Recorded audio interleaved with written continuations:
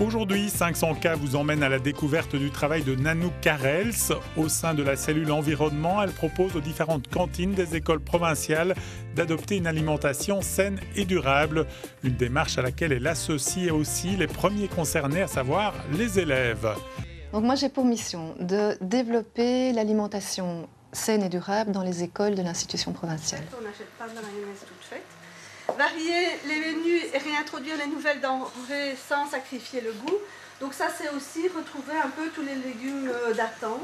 C'est assez complexe comme concept parce que l'alimentation est au centre d'énormément d'enjeux de société, d'enjeux économiques, d'enjeux sociaux, d'enjeux environnementaux. Alors, la province a retenu 8 critères qui peuvent décrire l'alimentation saine et durable, mais en fait on en a beaucoup plus. Pour vous en citer quelques-uns, c'est manger des fruits et légumes locaux et de saison, c'est réduire son grammage en viande et alterner les sources de protéines animales avec les sources de protéines végétales. C'est préférer les produits exotiques du commerce équitable, c'est favoriser l'agriculture biologique par un approvisionnement en produits biologiques. Et donc je crois que c'est dans nos têtes qu'il faut manger de la viande, ça vient de notre enfance.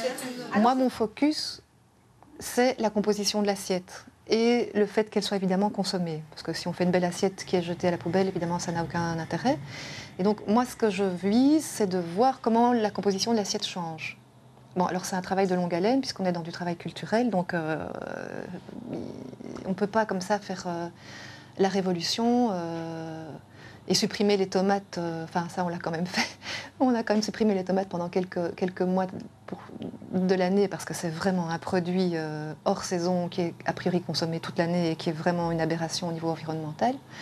Bon, ça, c'était peut-être une petite révolution, mais on ne peut pas faire ça pour toutes les denrées. Bonjour Anne-France. Comment vas-tu? Ça va et toi? Désolée d'avoir fait un peu attendre. T'inquiète pas. Voilà. Donc, on va discuter aujourd'hui. Mais principalement du plan Attitude saine et développement durable, en tout cas toute la phase de diagnostic, et puis on verra ensemble comment on peut combiner nos actions. Oui. Alors le premier changement concerne les marchés publics d'approvisionnement. On a fait un travail assez conséquent d'insertion de clauses environnementales et d'alimentation durable dans les différents marchés publics qu'on a. On en a une dizaine. Donc il y en a un qui concerne les fruits et légumes, l'autre les volailles et gibier. Enfin voilà, c'est réparti en 10 familles alimentaires. Ça a été un travail assez complexe. Donc on partait de marchés où il y avait à peu près pas de critères d'attribution.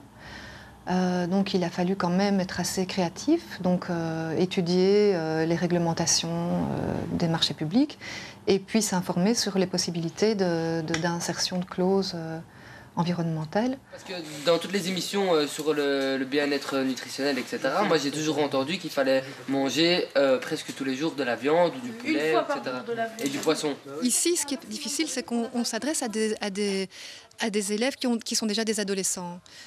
Dans le futur, on aura à terme des adolescents qui seront passés dans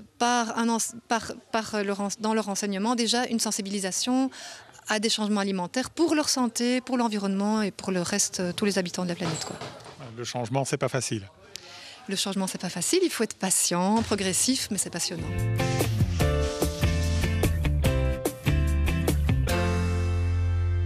Ce que je sais, c'est que la province a tout un plan d'action mis en place par rapport à l'environnement et le respect des personnes. Voilà, et par rapport au travail de Madame Karels, c'est pas un travail facile. Mais c'est un travail de longue haleine, je pense que il faut amener à changer les mentalités, et donc effectivement c'est un travail sur le long terme. Voilà, et courageuse aussi face aux 70 élèves ici. Oui, bien sûr, parce que forcément ils ont des habitudes alimentaires qui sont parfois, qui sont bousculées par ce plan alimentaire, justement. Ce travail de sensibilisation à l'alimentation durable est une des facettes du travail de la cellule environnement.